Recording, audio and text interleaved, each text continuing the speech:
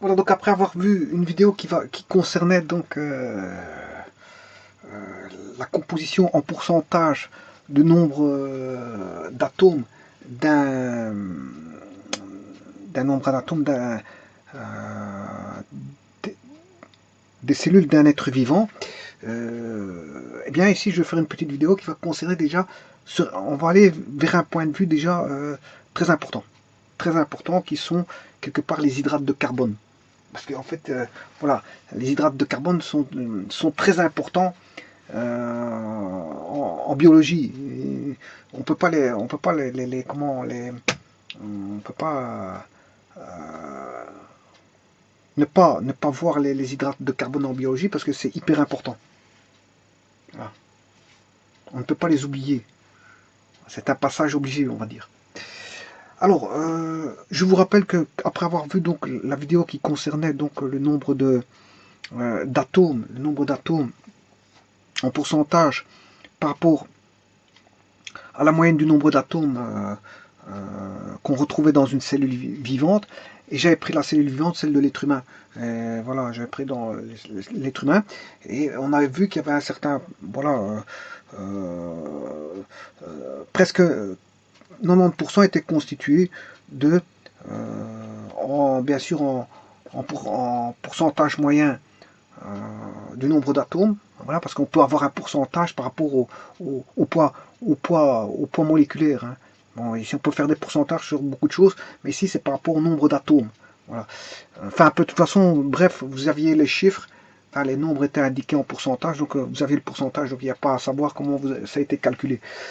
Bon, mais disons que ici le carbone, il y avait le carbone, l'hydrogène,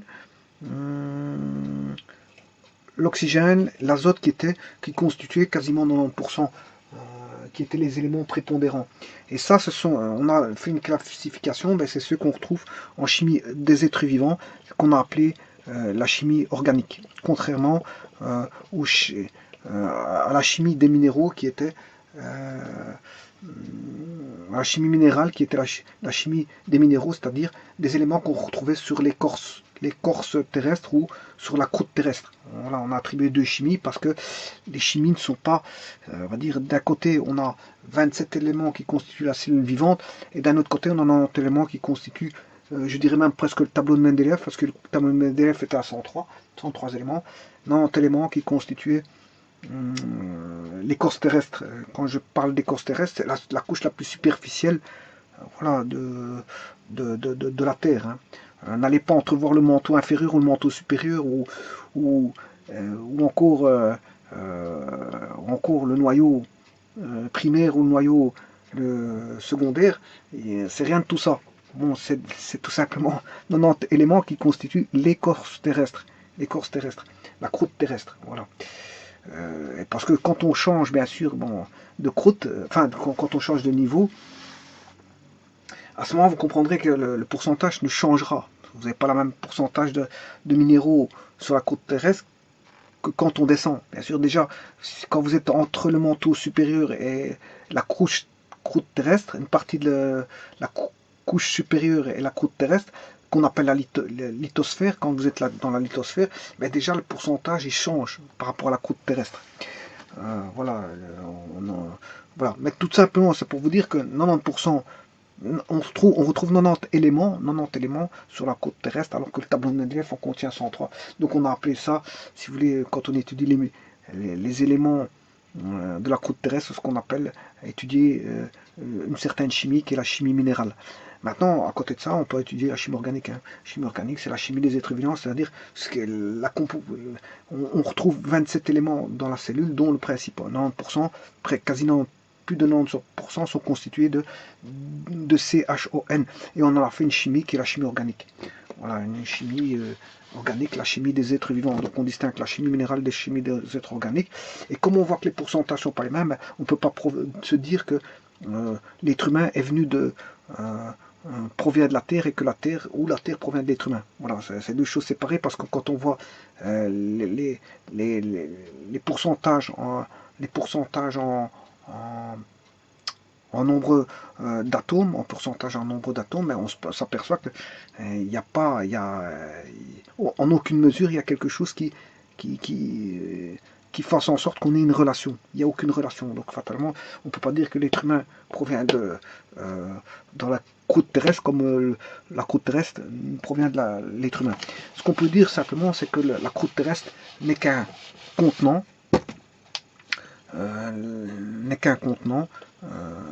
et le contenu, ben, vous aurez compris que c'est l'être humain qui fait partie,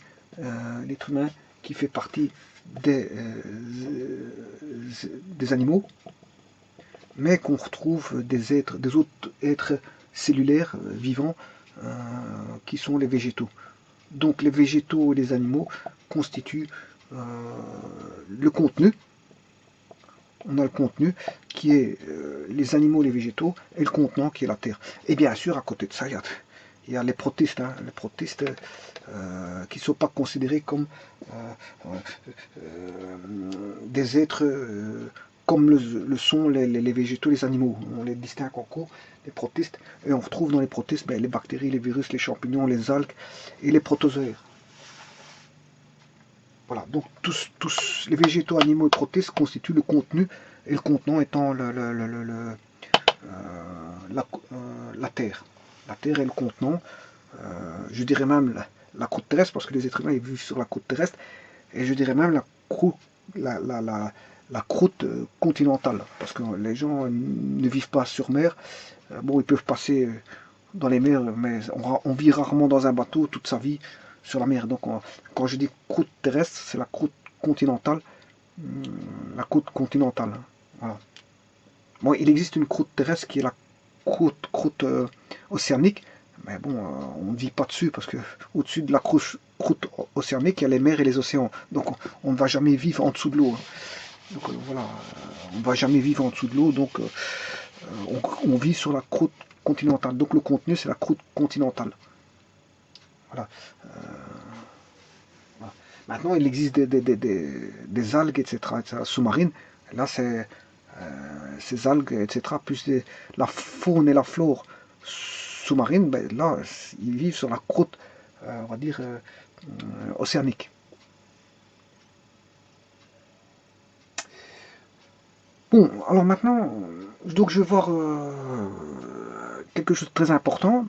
Je vous ai dit que les êtres vivants étaient constitués de CHON en grosse partie, mais là-dessus, ben, qu'est-ce que c'est? Pourquoi du CHON? Parce qu'on retrouve le CH, on retrouve du CHO dans les glucides. On retrouve du CHO dans les lipides, et on retrouve du CHO NSP avec des autres atomes. De toute façon, SP c'est toujours la chimie organique, hein, le soufre et phosphore, c'est toujours des éléments combinés avec CHO donnent des éléments de chimie organique. Hein. Oui, il se trouve ici à l'état combiné, hein, ça veut dire qu'ils forment des états, des grosses molécules, elles forment des molécules pour former des glucides, des lipides et des protides, etc. Protéines. Alors maintenant, comment dire? Donc il y aura du sucre, des lipides et des protides. Bon, et la cellule contient ça. Voilà, des protéines, des glucides et des lipides. Et il faut même pouvoir lui apporter, je veux dire, de la matière et de l'énergie. Pourquoi? Parce que la cellule vit. La cellule vit. Vie, ça veut dire qu'elle va échanger. Elle va échanger quoi? Matière et énergie. Avec son milieu extérieur. La cellule vit. Donc comme elle va échanger de la matière et de l'énergie, échanger c'est dans les deux sens. Hein. Ça va rentrer dans la cellule, ça va sortir de la cellule. La matière va rentrer dans les cellules. Bon, matière, quand je dis matière, vaut mieux qu'il n'y ait pas de virus qui rentre dans le... éviter que les virus ne rentrent. Hein. Donc il faut se protéger de temps en temps. Je veux dire, sinon si on peut avoir de la matière qui sont des... Voilà, des virus. Et là, à ce moment, ils vont créer un virus, s'il rentre dans la cellule, elle risque de rentrer dans le noyau de la cellule. enfin, envoyer son bagage génétique dans la cellule et proliférer en créant, et la cellule à ce moment-là devient un hôte de la virus et créer beaucoup de virus. Et donc, on va avoir une expansion de virus. Donc, le corps est infecté à ce moment-là. Donc, vous ne mettez pas que... C'est bien d'échanger la matière, mais éviter de certaines matières. Voilà, donc ici, les glucides, lipides et protéines proviendront pour qu'ils soient portés à la cellule pour qu'elle puisse vivre et se préserver, vivre, c'est-à-dire qu'elle échange la matière et l'énergie, qu'elle puisse encore toujours faire cet acte d'échange de matière et d'énergie, pour qu'elle puisse faire ça. Bon, parce que quand une cellule est morte, elle ne peut plus échanger, hein, elle n'échange plus rien. Voilà, donc en fait, la cellule, quand elle vit, elle échange de la matière et de l'énergie, dans les deux sens. Voilà. Donc, ce qui veut dire que pour pouvoir vivre, elle doit échanger de la matière et de l'énergie. Mais cette matière et énergie doivent être apportées de l'extérieur. Généralement, de l'alimentation. Pour ce qui concerne, bien sûr, les nutriments, parce qu'elle aura besoin aussi... donc il y a le système digestif avec le système digestif. Voilà, on peut rencontrer le foie, enfin on rencontre, les aliments sont dégradés par le foie en nutriments pour aller dans le sang et être apportés aux cellules. Maintenant, à côté de ça, bon, il y a aussi une alimentation en quoi? En nutriments, c'est-à-dire en matière. Mais on peut apporter aussi de l'oxygène. Hein. Mais là, c'est pas au travers de l'alimentation, mais c'est à travers de la respiration. La respiration va apporter l'oxygène nécessaire à la cellule. Donc on va apporter de l'oxygène, O2, et des nutriments. Et dans les nutriments, il y a de l'énergie. C'est de la matière qui cache derrière elle une certaine énergie pour pouvoir bien sûr vivre.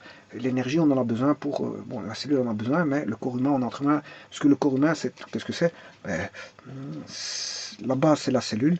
Les cellules forment les tissus forment les organes forment les systèmes, et les systèmes forment l'être humain. Parce qu'ici, je parle de l'être humain, l'être vivant, l'être humain. Voilà, donc parler de dire que... dire que l'être humain va avaler au travers de sa bouche de l'alimentation, cette alimentation-là, pour qu'elle arrive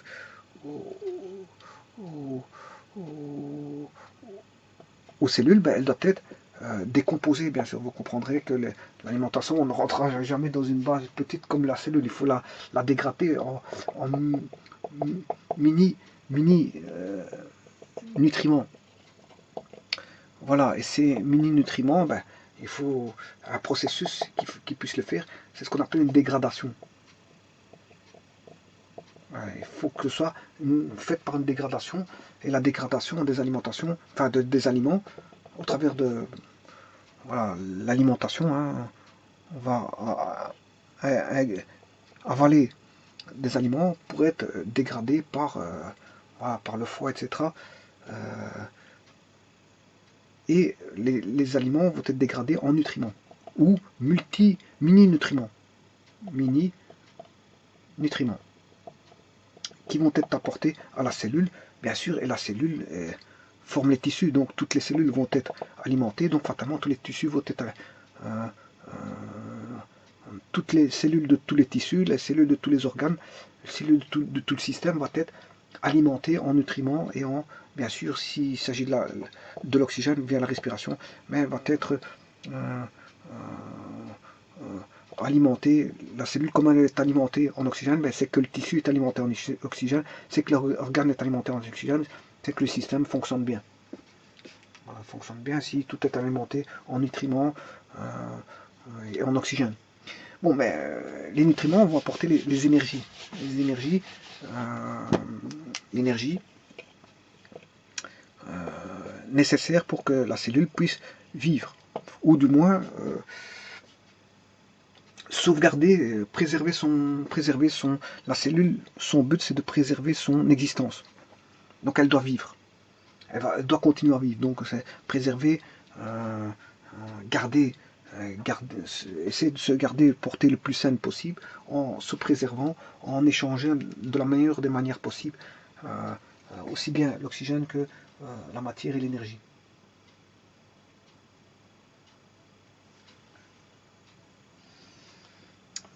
Bon, ça veut dire que ce processus-là, pour passer de, comment est-ce qu'on appelle ça,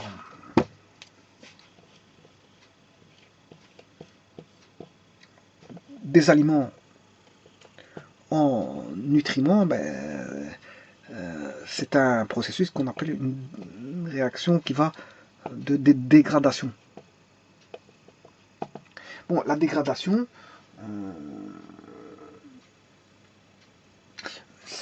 là, à ce moment-là, la dégradation, c'est les aliments vont se décomposer en nutriments et les nutriments en mini-nutriments.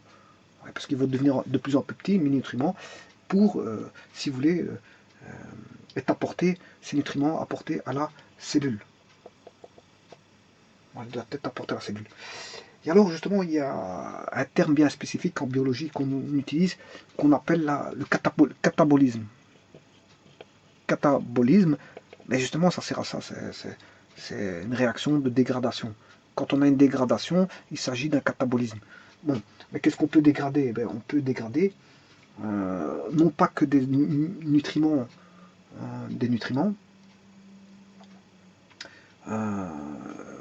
mais on peut dégrader aussi des substances qui sont à l'intérieur de la cellule. La dégradation peut concerner des substances qui sont à l'intérieur de la cellule. On ne dégrade pas que forcément des nutriments. Donc je dirais qu'on dégrade des substances, si vous voulez, des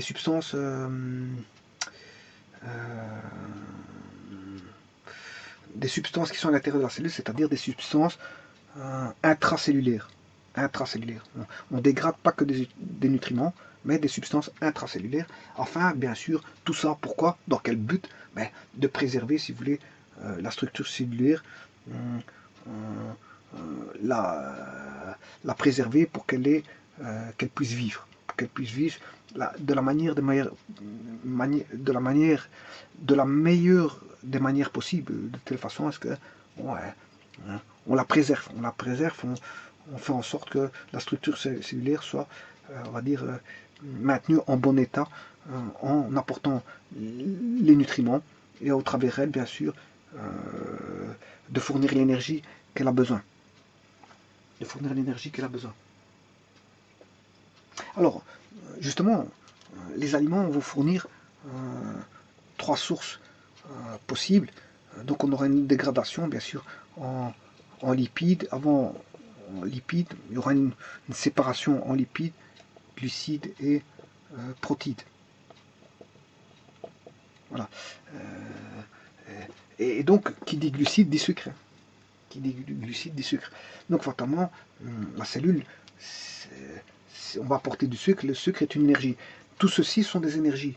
Les lipides vont apporter l'énergie, les glucides l'énergie, les protides, ce sont des matières qui vont apporter de l'énergie en fait. Ce sont des matières qui vont être dégradées par une réaction de dégradation qu'on appelle le catabolisme, qui vont être dégradées pour fournir, les lipides vont fournir l'énergie, glucides l'énergie et les protides l'énergie nécessaire à la cellule. Voilà, plus de la matière, il n'y a pas que de la matière et de l'énergie. La matière et de l'énergie.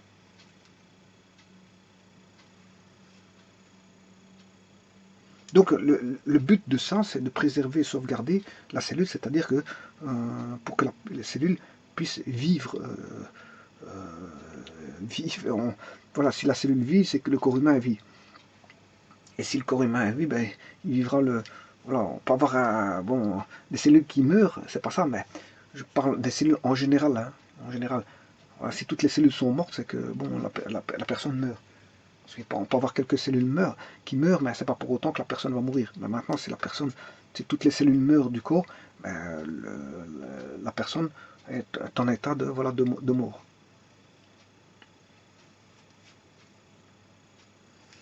Alors, comme je vais commencer à voir, justement, le but de la vidéo ici, c'est de voir les sucres.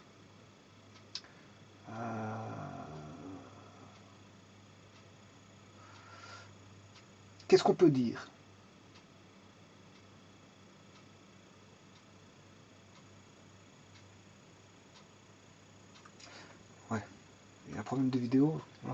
sais pas si on voit.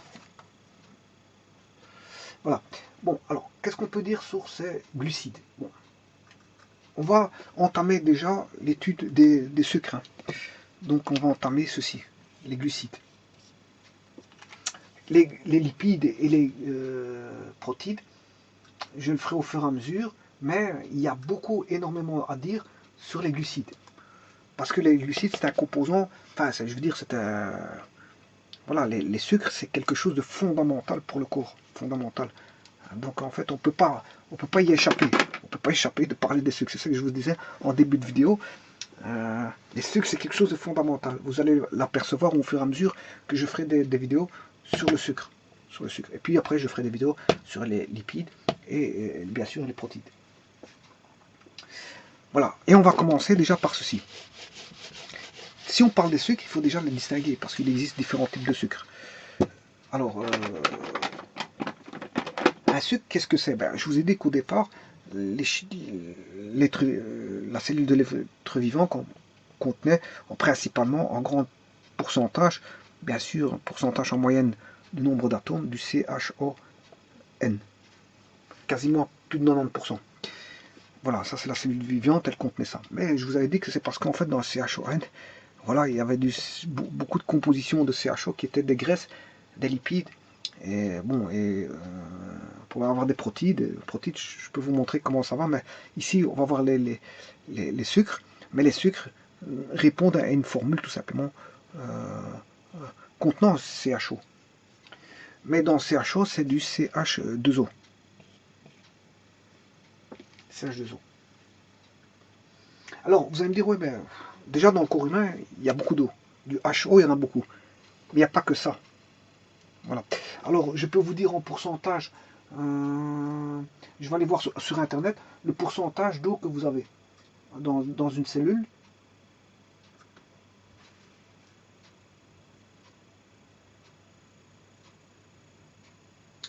Voilà, j'ai été voir sur Internet, qu'est-ce qu'ils disent? Ils disent ceci, que, bien sûr, tout le monde sait que l'eau, la Terre toute seule,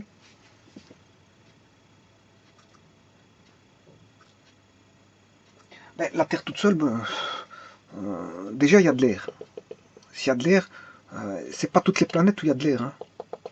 Une couche d'atmosphère, c'est pas toutes les planètes qui ont des couches d'atmosphère.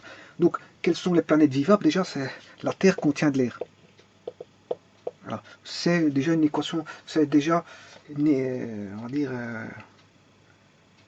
une condition sine qua non pour déjà vivre. Parce que bon, s'il n'y a pas d'air, on ne sait pas vivre. À moins de vivre avec un scaphandre alimenté en air, pourquoi pas, mais chaque fois il faudra réalimenter en air. S'il y a une panne d'alimentation d'air, on va mourir.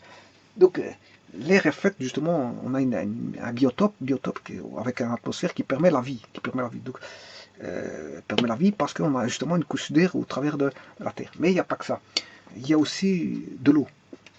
De l'eau qui est fondamentale à la vie. Donc, l'air et la vie, l'eau et l'air, c'est fondamental à la vie. L'eau et l'air,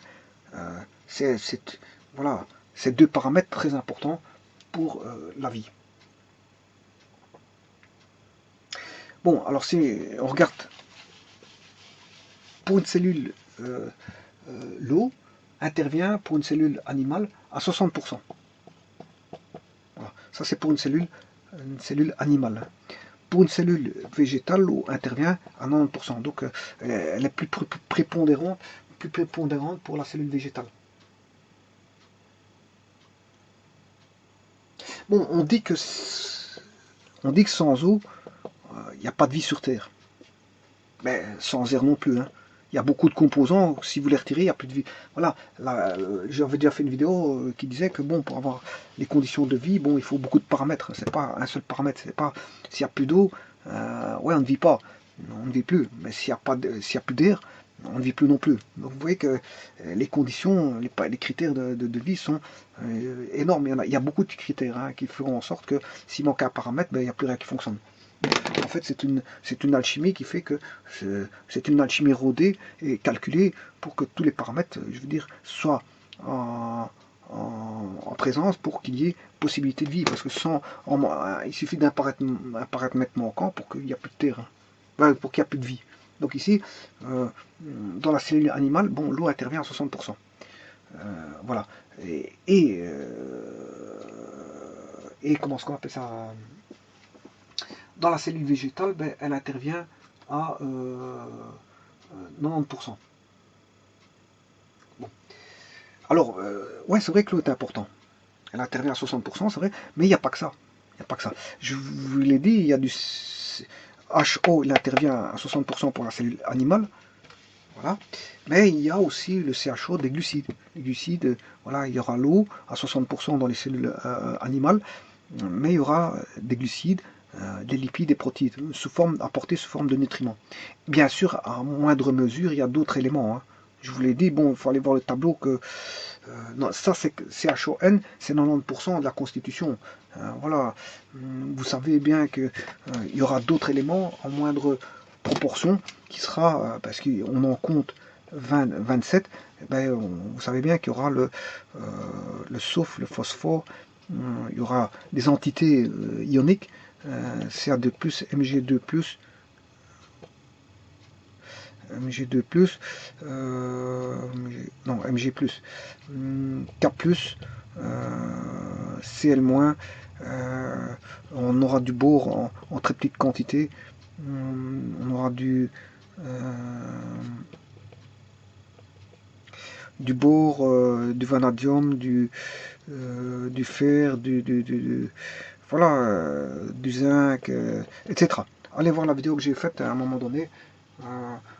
On peut comptabiliser tout ce qu'on peut avoir en tant qu'élément dans la cellule. Il y en a 27. Comptabiliser, il y en a 27. Voilà. Il y en a 27. Déjà ici, j'en ai déjà mis 1, 2, 3, 4, 5, 6, 7, 8, 9, 10, 11, 12, 13, 14. Il faudrait continuer. Hein. Voilà, il y a du cuivre, il y a beaucoup d'éléments. Il y a beaucoup d'éléments, on pourrait continuer comme ça. J'ai fait une vidéo là-dessus. Le but, c'est pas de revenir sur le tableau que j'ai vu. Mais certains sont en état de trace. Donc, bon, enfin, ici, voilà, ils seront en état de trace. La plus grande proportion, elle est là. Sur les 27 les plus importantes sont voilà, le CHON. Alors, avec HO, on peut faire de l'eau, oui, H2O. On peut faire, bien sûr, avec CHO des graisses, différents types de graisses. Voilà, mais je peux faire aussi donc des protéines. Voilà, mais je peux construire du sucre. Alors, qu'est-ce que le sucre? Ben, c'est ce qu'on appelle un hydrate de carbone. On a de l'eau, hydrate de carbone, du carbone et de l'eau. Je vous rappelle que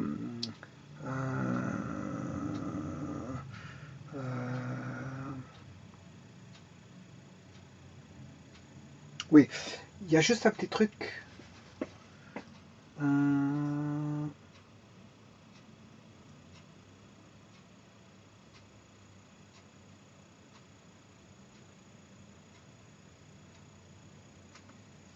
Voilà. Donc, on sait bien qu'il y a un nombre de carbone bien précis et de l'H2O bien précis. Alors, je vais les distinguer par N. Il y a N carbone et MH2O. Voilà une molécule, voilà d'hydrate de carbone, si vous voulez, d'un hydrate de carbone. Voilà. Un glucide. Glucide, c'est ça. Mais les glucides, le problème, c'est qu'elles vont se décomposer en trois branches qui sont les oses, les osides et les osanes. Voilà, on va subdiviser, si vous voulez, en trois entités de glucides. Trois principales entités de glucides. Les autres, les osines. Alors, comment les distinguer? Ben, c'est le N et le M ici qui va les distinguer. Alors, si on a un N égale M, si on a le même de carbone, même nombre de carbone que de molécules d'eau, donc N égale M, hein, même nombre d'atomes de carbone que d'entités d'eau, si vous voulez, là on a ce qu'on appelle les oses. Donc là, on aura N égale M. Maintenant, pour avoir un oside, ben, il faut que on ait un carbone en plus que l'entité d'eau. Donc il faut que le M ici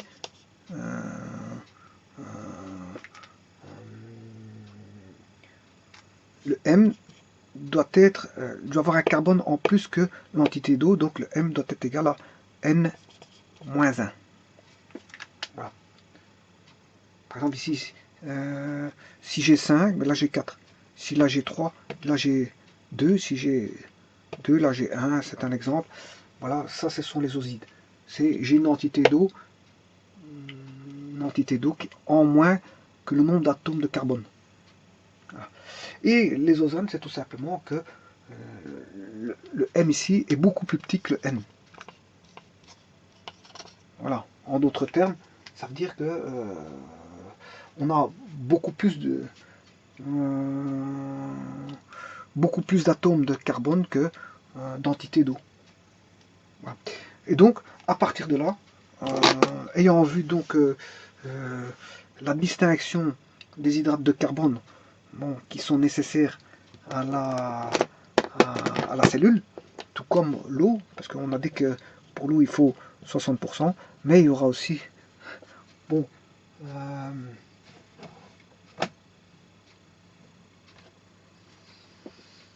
faudra aussi des lipides et des glucides, tout ça pour que la cellule vivante puisse échanger ces matières-là pour vivre, pour se préserver, se sauvegarder et puisse vivre en tant qu'entité de base entité de base en tant qu'entité de base de vie. Voilà. Alors, les os auront des propriétés, les osides auront des propriétés, et les ozones auront des propriétés. Comme ce sont des éléments CHO, mais on est dans la chimie organique, donc ils auront des propriétés en relation avec les propriétés que l'on retrouve en chimie organique d'office.